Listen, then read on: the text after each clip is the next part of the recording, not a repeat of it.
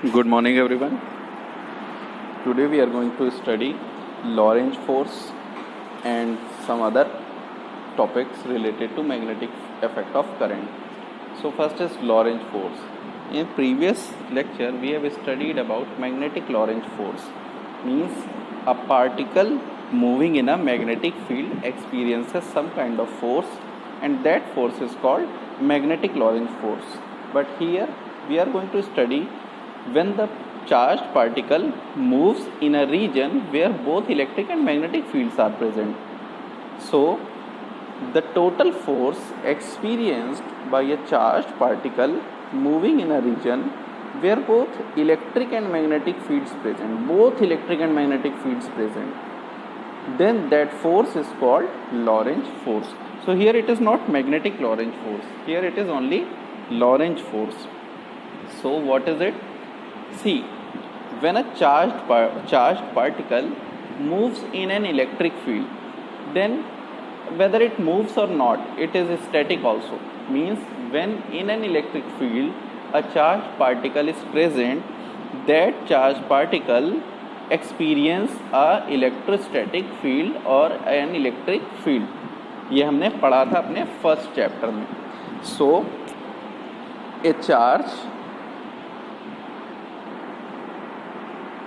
Q, if I say Q, whether it is positive or negative, in an electric field,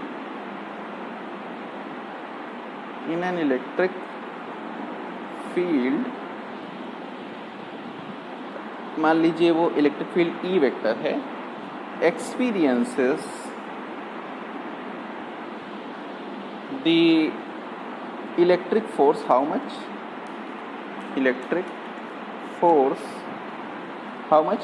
F is equals to, if I say it is F electric, that's why I am adding this suffix, it is equals to Q multiplied by the electric field. That is the quantity which we have already read in chapter first.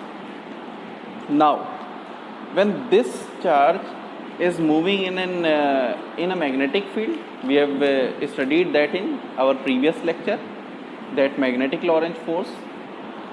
So we will write the magnetic force experienced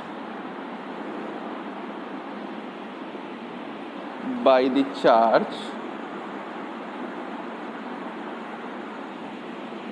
Q moving with velocity v vector in the magnetic field capital B is how much? That we have studied in our previous lecture, that is F magnetic will be when a charge Q is moving in with velocity v in a magnetic field, and this will be V cross B multiplied by Q. That was the expression for magnetic Lorentz force. So here two conditions are given. Now the directions. आपको याद होगा ये जो force था, जो magnetic charge field में जो charge experience करता है, ये perpendicular to both V and B था.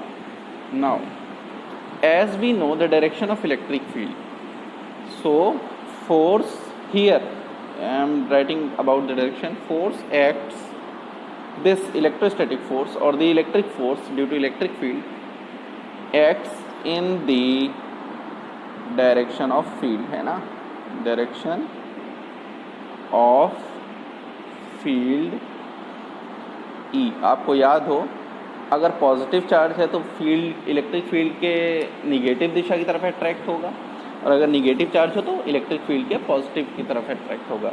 लेकिन मैग्नेटिज्म में क्या था, मैग्नेटिक फील्ड में वो परपेंडिकुलर चलेगा V और B दोनों के, ठीक है, एक्सपीरियंस करेगा force. So the Lorentz force is actually the sum of these two forces. So when both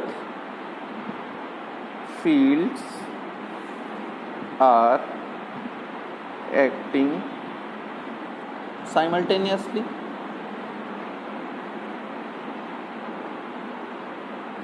so both the force will work. resultant force on charged particle will be F, and that is the sum of the vector sum of F electrostatic or the electric and this Fm, just because it is now not static because charge is moving, so this will be F electric. So we can write F E की जगह Q E रख दें और F M की जगह Q we भी रख दें, तो क्यू कॉमन आ जाएगा, तो ये बन जाएगा ई प्लस ये हो जाएगा वी क्रॉस बी, दोनों एक्सप्रेशंस को जोड़ दिया केवल. So this is the required Lorentz force expression. This is called कौन सा? लॉरेंज फोर्स, केवल लॉरेंज, ना कि मैग्नेटिक लॉरेंज, लॉरेंज फोर्स. याद रखिएगा इसमें दोनों का ही कंट्रीब्यूशन है, इलेक्ट्रिक और मैग्नेटिक दोनों का. Now next is we have to see whether any work will be done when a charged particle is moving in a magnetic field or not. मतलब अगर कोई चार्ज पार्टिकल किसी मैग्नेटिक फील्ड में घूमता है, ठीक है, तो क्या उसमें कोई वर्क डन होगा या नहीं, तो उसको देखने के लिए हम अगला ये टॉपिक पढ़ेंगे. Work done by a magnetic force on a charge particle is zero. अच्छा, स्टेटमेंट ये है कि मैग्नेटिक फोर्स किसी चार्ज पार्टिकल में वर्क डन नहीं करता, ठीक है. तो इसको अब हम पहले कुछ एक्सप्रेशंस के थ्रू जस्टिफाई करेंगे कि ये सही है कि नहीं. So as we know magnetic force when a charged particle q is moving through a magnetic field B, so when a magnetic force will be what? F is equals to q v cross B. इतना तो हमको पता है. Check करना है क्या ये charge particle कोई वर्क डन करेगा या मैग्नेटिक फोर्स जो है, मैग्नेटिक फोर्स जो ये एक्सपीरियंस कर रहा है चार्ज पार्टिकल, इसके कारण क्या कोई वर्क डन होगा. देखिए कई बार ऐसा होता है कि जैसे हमने अपनी प्रीवियस जूनियर क्लासेस में पढ़ा है कि फोर्स तो काम करता है पर वर्क डन जीरो होता है. क्यों? क्योंकि डिस्प्लेसमेंट नहीं रहता है ना. लेकिन यहाँ पे मैग्नेटिक फोर्स में ऐसा क्या कारण है कि फोर्स तो है, फोर्स तो ये सामने हम देख रहे हैं, लेकिन इसका वर्क डन जीरो है. तो इसको समझने के लिए हमें देखिए एक चीज़ पता है कि ये जो फोर्स F है, सिंस F ये हमको पता है ये V के भी परपेंडिकुलर होता है और V B के भी परपेंडिकुलर होता है. F acts perpendicular to velocity के परपेंडिकुलर होगा, हाँ, क्योंकि 90 डिग्री पे है. B और क्रॉस B दोनों के परपेंडिकुलर दिशा तीसरी दिशा होगी और उसी दिशा में है ये. सो अब देखिए अगर दो वेक्टर्स परपेंडिकुलर होते थे, मान लीजिए A और B दो वेक्टर्स हैं, these are perpendicular vectors. So the angle between them is 90 degree. So their dot product A dot B will be equals to AB cos theta. So it is AB cos 90 degree and that cos 90 degree will be 0. So the dot product will be 0. यानी दो vectors अगर 90 degree पे होते हैं तो उनका dot product 0 होता है. So we'll apply it here. Now consider this. F dot V यानी हमारी वेक्टर्स के अकॉर्डिंग ये 0 होना चाहिए, यानी Q V क्रॉस B ये तो F हो गया, F की जगह ये रख दिया और इसके डॉट में V एक और, it should be 0. Equation 1 it should be 0 क्योंकि ये हमारा एक्सप्रेशन वेक्टर के अकॉर्डिंग है. Now we will apply Newton second law just because force is here. So Newton second law will be applied here. So according to Newton's second law, अब देखिए Newton second law क्या कहता है? Force is equals to mass multiplied by the acceleration. Simple statement. So as here charge particle is moving, so mass will be of what? Charge particles mass. acceleration can be written as change in velocity dv by dt, no problem. Now this quantity is force, put this in equation 1, f की जगह ये, so m dv by dt ये f की जगह रख दो और dot v लेना है ना, so it should be 0, ये होना ही चाहिए. तो अब यहाँ पे देखिए, अब यहाँ जो एक्सप्रेशन बन रहा है इसको थोड़ा समझिएगा, ये कैसे बन रहा है. dv by dt, यहाँ पे जो एक्सप्रेशन है इसको हम इस पूरे को दो भाग में बांट देते हैं, ठीक है ना. तो उसके लिए हम ऐसा कर लेते हैं कि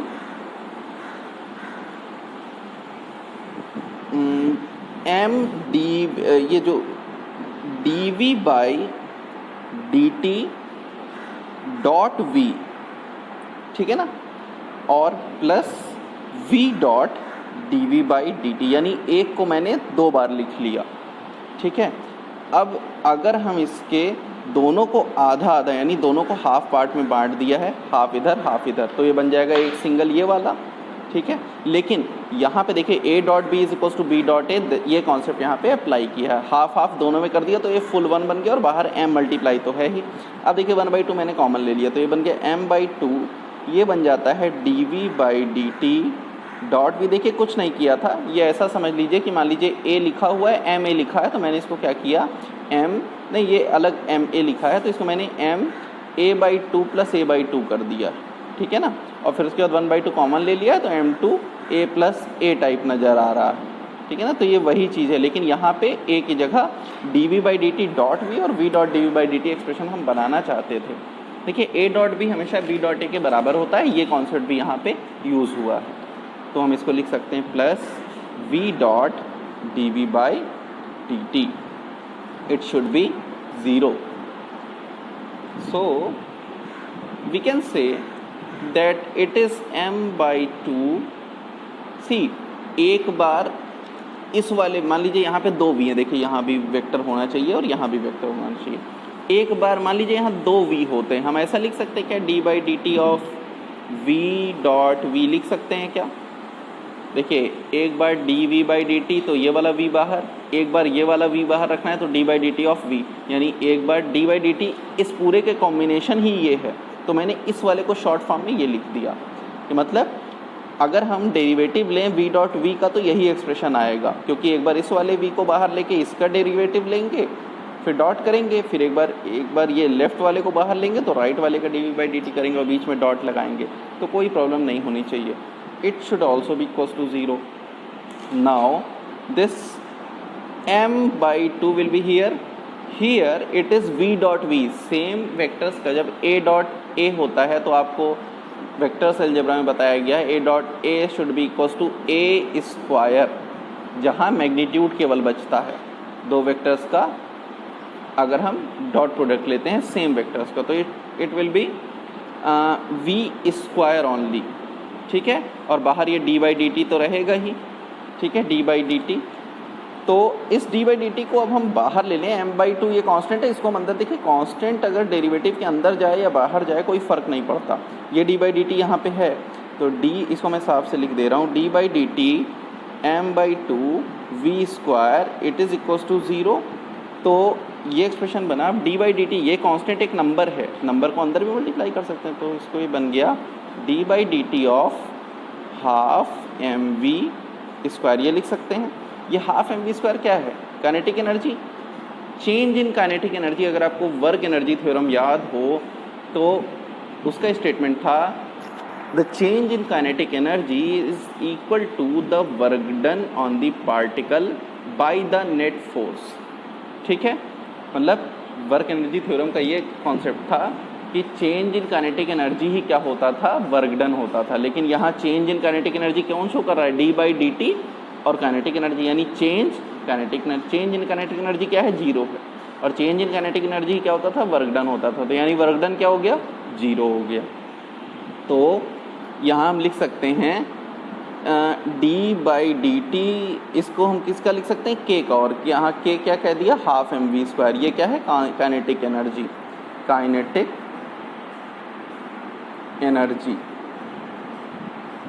ठीक है ना। तो d k by d t is equal to zero, इसका मतलब change in kinetic energy zero आप यहीं पे रख के छोड़ सकते हैं, या आप इसको के इक्वल टू कॉन्स्टेंट रख कर सकते हैं। तो हम लिख सकते हैं according to work energy theorem, according to, आप इसको एक बार रिपीट कर लीजिएगा, वर्क एनर्जी थ्योरम का स्टेटमेंट क्या था तो आपको याद आ जाएगा। Work energy theorem, work done is equals to क्या हो गया, work done by this force will be equals to zero, क्योंकि change in kinetic energy zero है तो work done will be zero.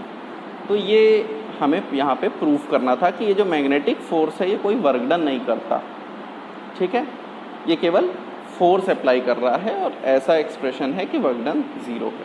Now next is motion of a charge particle in a uniform magnetic field. एक uniform magnetic field में charge particle का motion कैसा होता है, देखिए इट इज़ वेरी इंपॉर्टेंट। देखिए एक मैग्नेटिक फील्ड है, हमने आपको जब हम पिछले वाली क्लास पढ़े थे तो हमने बताया था कि चार्ज पार्टिकल को तीन तरह से इंटर करा सकते हैं, एक parallel to the magnetic field या anti parallel to the magnetic field, ठीक है, पहला। दूसरा क्या हो सकता था, किसी एक एंगल पे ओरिएंटेड हो मैग्नेटिक फील्ड से। तीसरा क्या हो सकता था, 90 डिग्री पे हो मैग्नेटिक फील्ड से, ठीक है। तो इसी एक्सप्रेशन को ध्यान में रखते हुए यहाँ पे किसी एक जनरल 90, मान लीजिए पहले हम उसी को देख लेते हैं, उसी को हम पढ़ने जा रहे हैं, चार्ज पार्टिकल मैग्नेटिक फील्ड में इंटर करा रहे हैं, ठीक है। तो इसके लिए सबसे पहले शुरुआत हम करते हैं कि क्या होता था expression, when A charged particle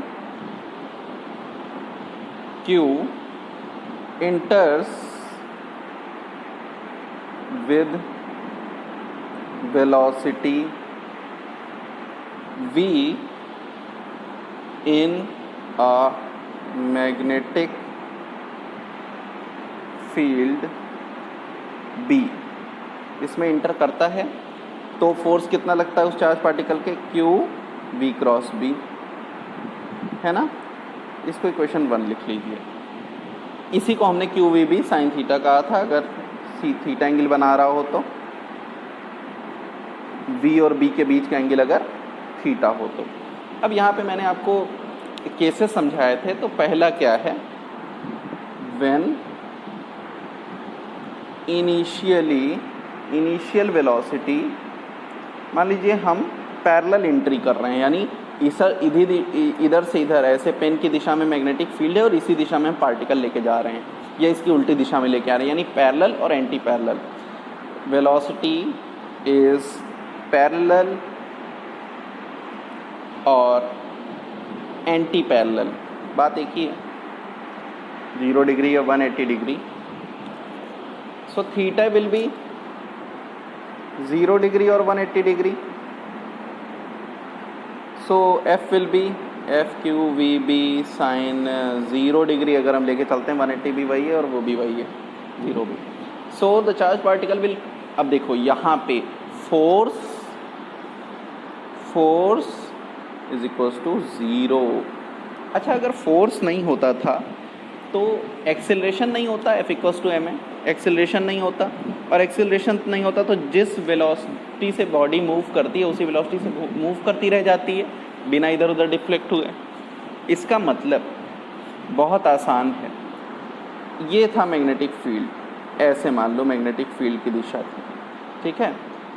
ये मेरा कोई इलेक्ट्रॉन बेचारा है इस तरह से, या कोई पॉजिटिव चार्ज ही, कैसे भी मान लीजिए मैं पॉजिटिव चार्ज के लिए डायरेक्शन बता रहा हूँ, तो ये इस तरह इंटर किया।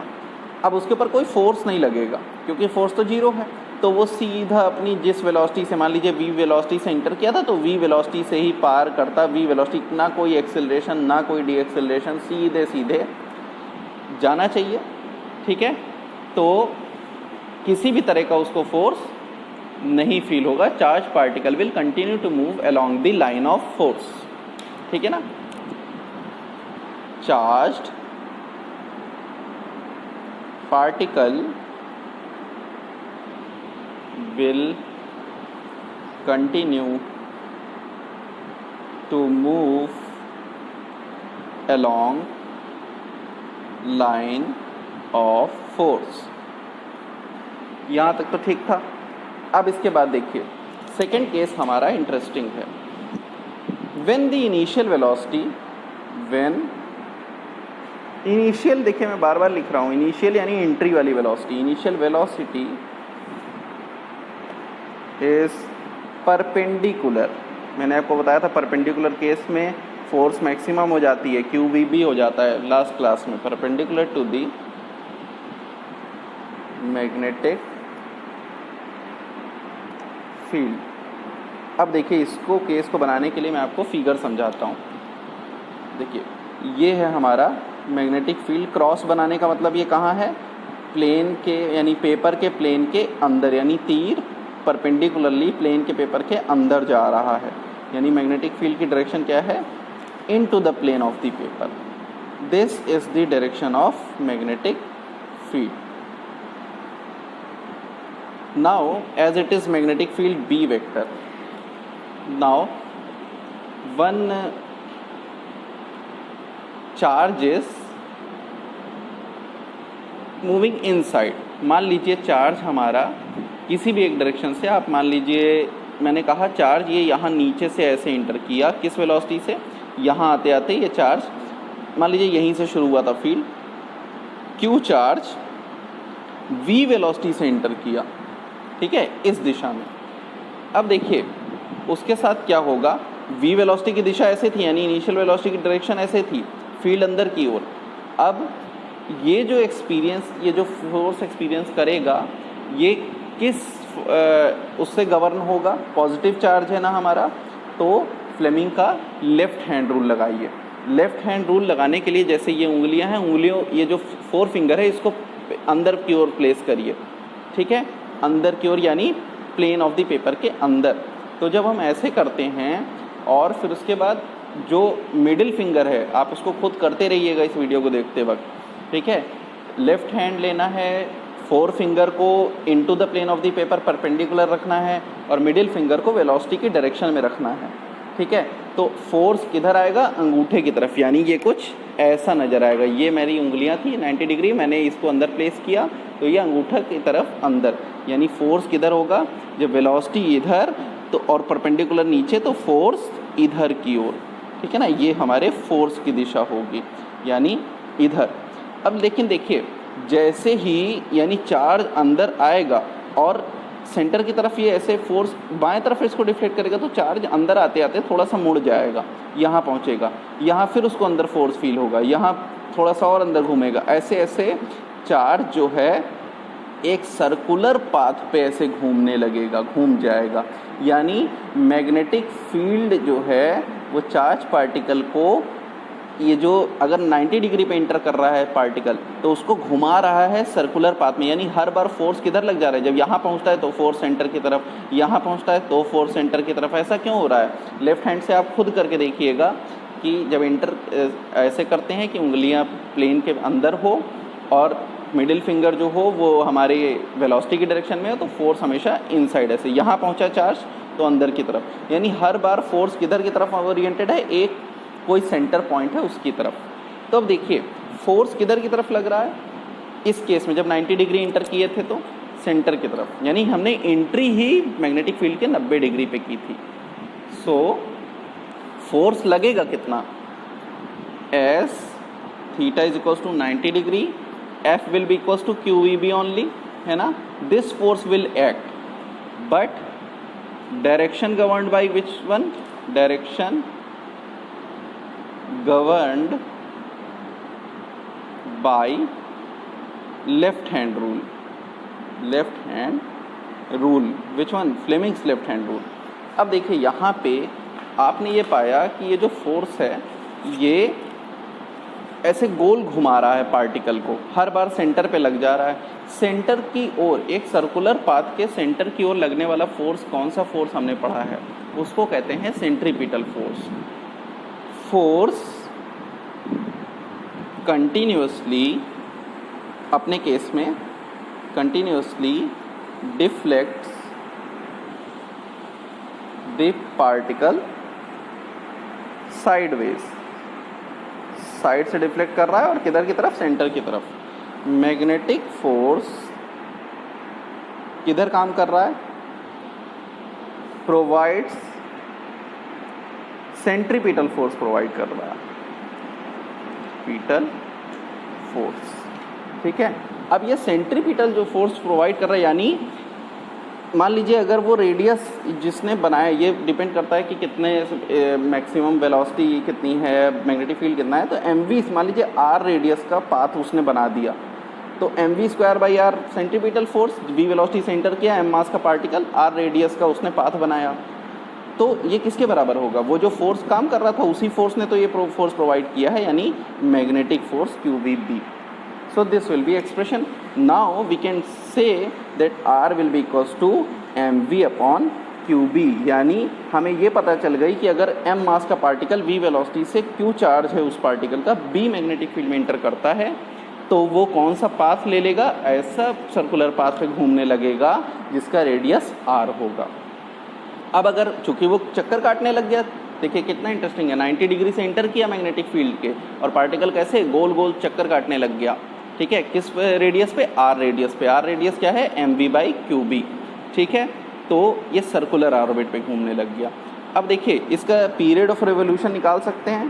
पीरियड ऑफ रेवोल्यूशन क्या होगा, 1/r हो जाएगा, t = 2πr/v, यानी फ्रीक्वेंसी का उल्टा, यानी 2πr हो गया और वेलोसिटी हो गई, time period, distance upon velocity, 2π/v, r की वैल्यू रख दो mv/qb, so this will be 2πm/qb।